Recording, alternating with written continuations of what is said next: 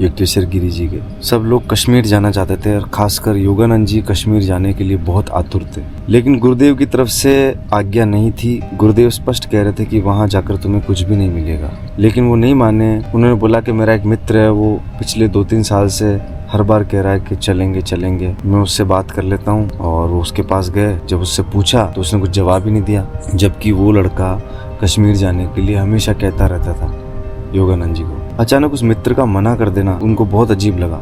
फिर उनके जो चाचा जी थे, रेलवे में अधिकारी थे वो उनके पास गए। वो बोले कि चाचा जी मैं कश्मीर यात्रा करना चाहता हूँ। तो चाचा जी बड़े खुश हो गए। मुकुंद बेटा बताओ, मैं इस यात्रा में तुम्हारा किस तरह से सहयोग करूँ कि तुम्हारी ये यात्रा सुखद हो जाए। तो उन्होंने कहा कि बस आने जाने की टिकट का और इसका करवा दो आप। बोले ठीक है। बोले बिल्कुल करवा देंगे। फिर योगानंद जी ने अपने चाचा जी से कहा कि आप अपने नौकर लालधारी को मेरे साथ भेज दीजिए। जैसे उन्होंने कहा कि आप अपने नौकर लालधारी को मेरे साथ भेज दीजिए, चाचा जी एकदम से आग बबूला हो गए कि मेरे नौकर को तुम्हारे साथ भेज दूंगा तो फिर मेरे काम कौन करेगा। उनके चाचा जी उन पर बहुत ज्यादा क्रोधित हुए और योगानंद जी खुद विस्मयचकित हो गए कि यार चाचा जी एकदम से इतना गुस्सा क्यों कर रहे हैं, ये तो कभी मुझ पर गुस्सा करते ही नहीं। 2 जन जिनका उनको लगता था कि कश्मीर यात्रा के अंदर वो उनका पूरा सहयोग करेंगे, उन्होंने मना कर दिया। वो बहुत हैरान हुए और उनकी बहुत प्रबल इच्छा थी जाने की, और गुरुदेव ने भी मना कर दिया। अचानक उनके पेट में बहुत भयंकर दर्द हुआ, पेट में मरोड़े लगे, बहुत जबरदस्त तरीके से उनको दर्द हुआ, असहनीय पीड़ा हुई। उनको हो गया दोस्तों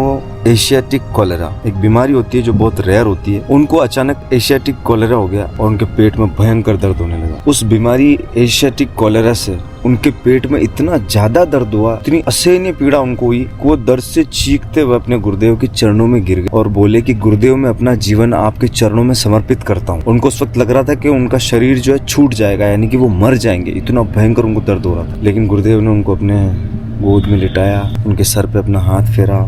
और मित्रों, जब युक्तेश्वर गिरी जी उनके सर पे हाथ फेर रहे थे तब उन्होंने उनसे कहा, अब देखा तुमने मुकुंद, अब देखा तुमने, अगर तुम इस वक्त रेलवे स्टेशन पे होते तो क्या होता अपने मित्रों के साथ। मतलब वो ये कहना चाह रहे थे कि अगर तुम अभी वहाँ स्टेशन पे होते ना तो तुम्हारे प्राण पखेरु उड़ गए होते। गुरु ने अपनी योग विद्या से देख लिया था कि ऐसा योग आ रहा है कि मुकुंद के शरीर में एकदम से ये भयानक बीमारी प्रविष्ट हो जाएगी और इस पीड़ा को सह नहीं पाएगा और हो सकता है शरीर ही छोड़ दे। इसलिए उन्होंने उनको कश्मीर जाने के लिए मना किया और अपनी योग विद्या से चाचा जी की बुद्धि को भी फेर दिया, उस लड़के की बुद्धि को भी फेर दिया जो जाने के लिए खुद कहता था आगे होके कि चलो मुकुंद कश्मीर चलते। उसने अचानक मना कर दिया। ये अपने आप में बहुत अजीब था योगानंद जी के लिए। और उनके चाचा जी जो उनसे हमेशा व्यवहार अच्छा ही करते थे, उन पर कभी क्रोधित नहीं होते थे, उनका अचानक इस तरह से क्रोधित होना, ये सब उनको वैसे चकित तो कर ही रहा था कि यार ये क्या हो रहा है आज पूरे दिन में, कल तो जाना और आज ये सब क्या हो रहा है। और जब उनको पेट में इतना भयंकर दर्द हुआ तब उनको एहसास हुआ कि मैं कितनी बड़ी गलती कर रहा था गुरुदेव की आज्ञा की अवहेलना करके।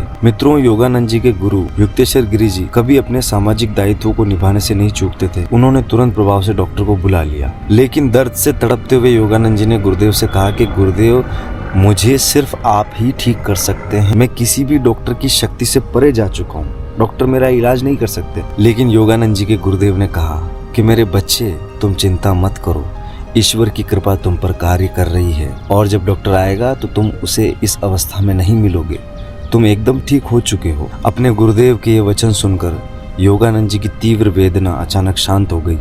हालांकि वो कमजोर तो फील कर रहे थे, लेकिन वो उठकर बैठ गए और तब तक डॉक्टर भी आ गया था। उसके बाद डॉक्टर आया, डॉक्टर ने भी यही कहा, चिंता मत करो, तुम्हारा संकट टल चुका है, लेकिन फिर भी लेबोरेटरी में टेस्ट के लिए मैं तुम्हारे कुछ नमूने लेके जाता हूँ। उसके बाद अगले दिन डॉक्टर जल्दबाजी में आए।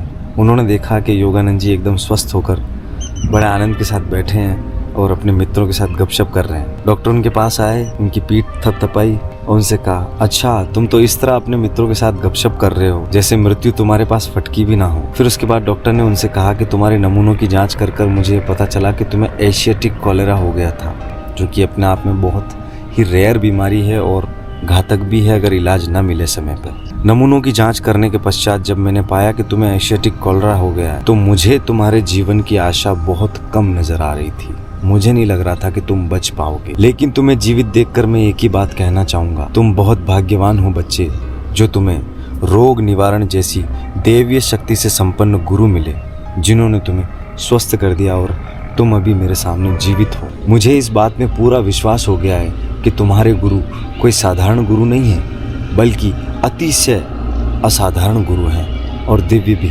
मित्रों, जब योगानंद जी एकदम स्वस्थ हो गए और गुरुदेव उनसे मिलने के लिए उनके कमरे में आए तो योगानंद जी ने अपने गुरुदेव से यही कहा कि 12 वर्षों में मैंने कश्मीर जाने के, हिमालय जाने के कई असफल प्रयास किए, लेकिन अब मैं इस बात में पूर्ण विश्वास करता हूँ और मेरी इस बात में पूरी श्रद्धा है कि जब तक आपका आशीर्वाद मुझे नहीं मिलेगा गुरुदेव, तब तक माँ पार्वती मुझे अपने पास नहीं बुलाएगी। माँ पार्वती मतलब कैलाश पर्वत, हिमालय। तो मित्रों, ये था आज जो हमने पढ़ा उसका सार। जय जय शिव शंभू। सभी को मेरा प्रणाम। जय भवानी। मिलते हैं अगले ब्लॉग में।